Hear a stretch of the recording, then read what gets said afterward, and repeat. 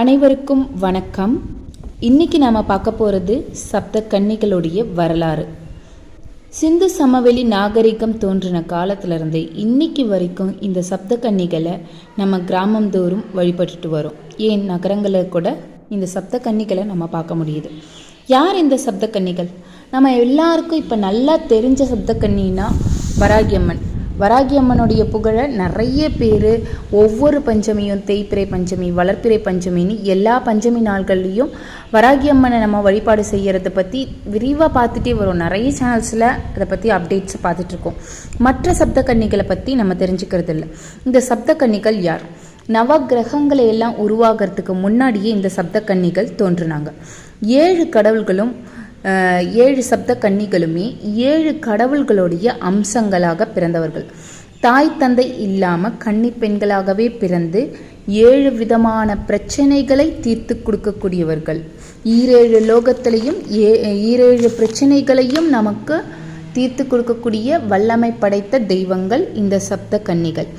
கஷ்யப்ப முனிவருக்கு 2 மகன்கள் இருந்தாங்க. இரண்யாக்ஷன், இரண்யகசிபு. இரண்யாக்ஷனை வராக அவதாரம் எடுத்து திருமால் அழிச்சிடுறாரு. அடுத்தது இரண்யகசிபுவை நரசிம்ம அவதாரம் எடுத்து அவரையும் அழிச்சாச்சு. அதுக்கப்புறம் அதே தலைமுறையில் வந்தது அந்தகாசுரன். அந்த அந்தகாசுரன் இந்த மாதிரி முன்னோர்களுடைய வரலாறுலாம் கேட்டுட்டு பிரம்மன் கிட்ட போயிட்டு வரம் கேட்குறான். பிரம்மர் கிட்ட போயிட்டு வரம் கேட்டு தனக்கு அழிவே இருக்கக்கூடாது, யாராலையும் அழிக்கக்கூடாது அப்படின்ற மாதிரி ஒரு வரத்தை வாங்கிட்டு வந்துட்டு போய் நேராக பார்வதி தேவியை கடத்துறதுக்கு போயிடுறான். பார்வதி தேவியை கடத்தினா என்ன ஆகும்? சிவனுக்கு உச்சபட்ச கோவம். ஸோ பயங்கர சண்டை, அந்தகாசுரனுக்கும் சிவனுக்கும் நடுவில் பயங்கரமாக சண்டை நடக்குது. அப்படி சண்டை நடக்கும்போது அந்த அந்தகாசுரனுடைய இரத்த துளிகள் விழும்போதெல்லாம் அந்த இடத்துல எல்லாம் மகிஷாசுரன் எப்படி வந்தானோ அதே மாதிரி இந்த அந்தகாசுரனுடைய இரத்தத்தின் மூலமாக பல அந்தகாசுரன் வராங்க. ஸோ சிவனுக்குமே என்ன பண்ணுறது, இப்போது எப்படி இதை சால்வ் பண்ணுறதுன்றது சிவனுக்குமே தெரியல. அப்போ சிவன் தன்னுடைய சக்தியால் ஒரு யோகேஸ்வரின்னு ஒரு பெண்ணை உருவாக்குறாரு. அந்த யோகேஸ்வரி யாருன்னா சிவனுடைய அம்சமாக மகேஸ்வரினும், பிரம்மனுடைய அம்சமாக பிராமியையும், நாராயணனோட அம்சமாக நாராயணியையும், இந்திரனோட அம்சமாக இந்திராணியையும், முருகப்பெருமானுடைய அம்சமாக கௌமாரியையும், வராகமூர்த்தியோடைய அம்சமாக வராகியையும், பத்ரகாளியோடைய அம்சமாக சாமுண்டியையும் படைச்சி இந்த 7 கன்னி பெண்களுடைய சக்தியை மொத்தமாக யோகேஸ்வரின்ற ஒரு அம்மனுக்கு கொடுத்து அந்த அம்மனுடைய திரிசூலத்தின் மூலமாக இந்த அந்தகாசுரனை அழிக்கிறாங்க.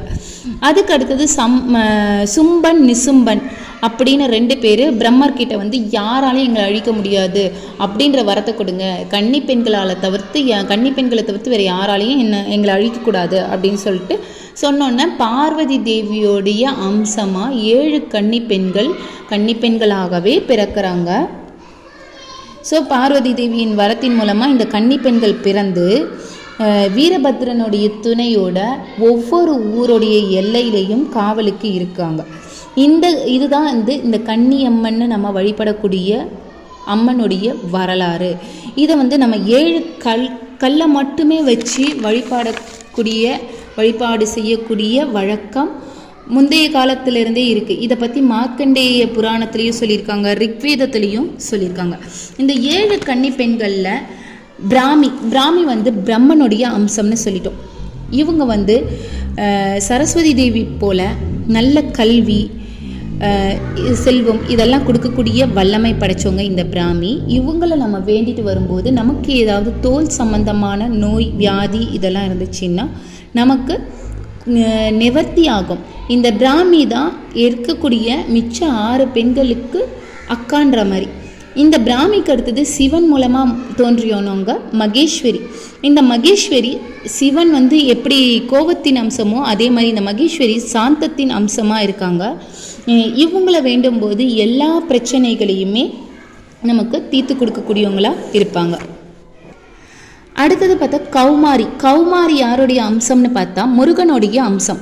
இந்த கௌமாரிக்கு வேறு 2 பேர்களும் இருக்குது. சஷ்டி தேவசேனான்ற பேரும் இந்த கௌமாரிக்கு இருக்குது. இந்த கௌமாரி தேவியை நம்ம வழிபாடு செஞ்சுட்டு வரும்போது நமக்கு குழந்தை வரம் கண்டிப்பாக கிடைக்கும். வீடு மனை வாகனம் இதெல்லாம் கிடைக்கும். ஏன்னா செவ்வாயினுடைய காரகத்துவம் இல்லையா முருகன். அப்போ செவ்வாய்க்குரிய உஷ்ண நோய்கள் நிவர்த்தி ஆகும், செவ்வாய் தோஷம் நிவர்த்தி ஆகும். இந்த கௌமாரிய வழிபாடு செய்கிறவங்களுக்கு முருகப்பெருமான வழிபாடு செய்த புண்ணியங்கள் கிடைக்கும்.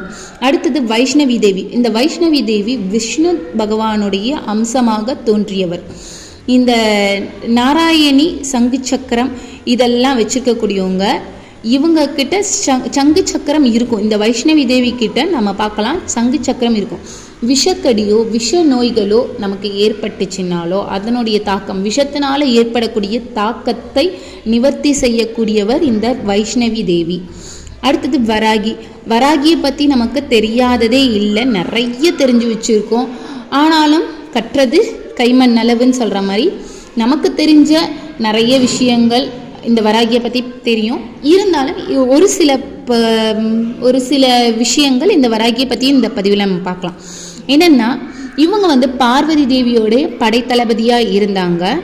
காட்டுப்பன்றி பூமியை தோன்றுவது போல இவங்களுடைய முகம் காட்டுப்பன்றியினுடைய முக அமைப்பு இருக்கும். காட்டுப்பன்றி எல்லாத்தையும் சாப்பிட்றாது. ஸோ அதனுடைய கிழங்கு வைக்கறிகளை மட்டும்தான் ஆழத்தில் தோண்டி எடுக்கக்கூடியது.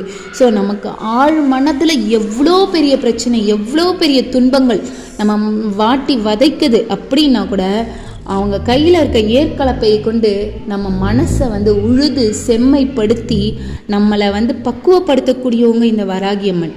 இந்த வராகி அம்மனுடைய புகழை சொல்லணும்னா நாளொன்று பத்தாது, ஒரு நாள் போதுமா அப்படின்னு நம்ம பாட்டு தான் பாடணும். ஸோ அந்த அளவுக்கு இவங்க நம்ம மனசை செம்மைப்படுத்தக்கூடியவங்க. நமக்கு ஒரு இது பன்றி முகத்தில் இருக்குன்றப்போ யானை முகத்தோனை வழிபாடு செய்கிறது. அதே மாதிரி பன்றி முகத்தில் இருக்கக்கூடிய இந்த வராகி அம்மனை வழிபாடு செய்கிறது.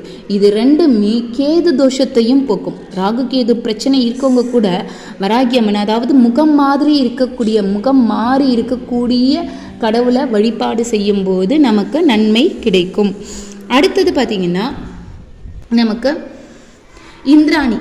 இந்திராணின்றவங்க ரொம்ப அழகானவங்க, இந்திரனுடைய அம்சத்தை கொண்டவர்கள். இந்த இந்திராணி அம்மனை நம்ம வழிபாடு செய்யும் போது நமக்கான கடன் பிரச்சனை தீரும். அடுத்தது சாமுண்டி ருத்ரத்தின் அம்சம், பத்ரகாளியோடைய அம்சம், ஜண்டா முண்டாவையே எதிர்த்தவங்க. இவங்களை மாந்திரிகத்துல எல்லாம் கட்டுப்படுத்தவே முடியாது. சாமுண்டி யாருக்குமே கட்டுப்பாடு இல்லாதவங்க. அவங்க கையில் ஒரு சூராயுதம் இருக்கும். ஸோ அவங்க பத்ரகாளியினுடைய அம்சமாக இருந்து பக்தர்களை காக்கக்கூடியவங்க. ஸோ இப்படி இந்த கன்னி கோயில், கன்னி அம்மன் கோயில், கன்னி தெய்வங்களுடைய வழிபாடுகளை நாம் பண்டைய காலத்திலிருந்து தொன்று தொட்டு இன்று வரை நாம் செஞ்சுக்கிட்டு இருக்கோம். இந்த அம்மனை நம்ம வழிபடும் போது நமக்கு மன அமைதியும் கிடைக்கும், மகிழ்ச்சியும் கிடைக்கும். எல்லாம் வல்ல இறைவனின் அருளால் அந்த கன்னியம்மனுடைய புகழை உங்களுக்கு எடுத்து கூற வாய்ப்பளித்த அந்த இறைவனுக்கு நன்றி கூறி விடைபெறுகிறேன். நன்றி, வணக்கம். மீண்டும் அடுத்த பதிவில் உங்களை சந்திக்கும் வரை உங்களிடமிருந்து விடைபெறும் உங்கள் நான்.